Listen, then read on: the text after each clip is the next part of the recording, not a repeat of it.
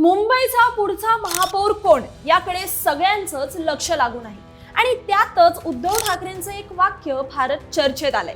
देवाची इच्छा असेल तर महापौर आपलाच असेल. आता राजकारणात अशी विधानं ही उगाच केली जातात का? तर नाही, यामागे काहीतरी गणित नक्कीच असतं.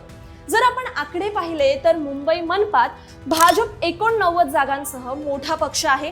ठाकरे गटाला 65 तर शिंदे गटाला 29 जागा मिळाल्या आहेत. पण खरी गेम चेंजर गोष्ट अजून बाकी आहे. 22 जानेवारीला महापौर पदाचे आरक्षण सोडत जाहीर होणार आणि त्यावरच सगळं गणित अवलंबून आहे. मात्र सध्या तरी ठाकरेंकडे 2 हुकमी एक्के आहेत जे इतर पक्षांची धाकधूक वाढवू शकतात. अर्थातच देवाची इच्छा असेल तरच. आता ते कसं? तर निवडणुकीआधी नगरसेवकांसाठी झालेल्या आरक्षणात एसटी प्रवर्गासाठी 2 जागा या राखीव होत्या.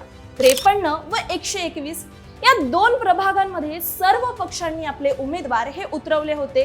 पण या दोन्ही ठिकाणी ठाकरे गटाचेच उमेदवार हे विजयी झाले. प्रभाग 53 मधून जितेंद्र वळवी आणि प्रभाग 121 मधून प्रियदर्शनी ठाकरे यांचा विजय झाला.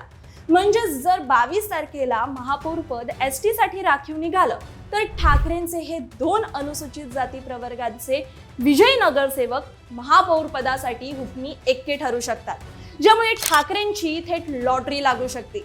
म्हणूनच सध्या सगळ्यांचे डोळे हे सोडतीकडे लागले आहेत. आता फक्त एकच प्रश्न उरतो की 22 जानेवारीला मुंबईच्या सत्तेचा किल्ला नेमका कोण जिंकणार?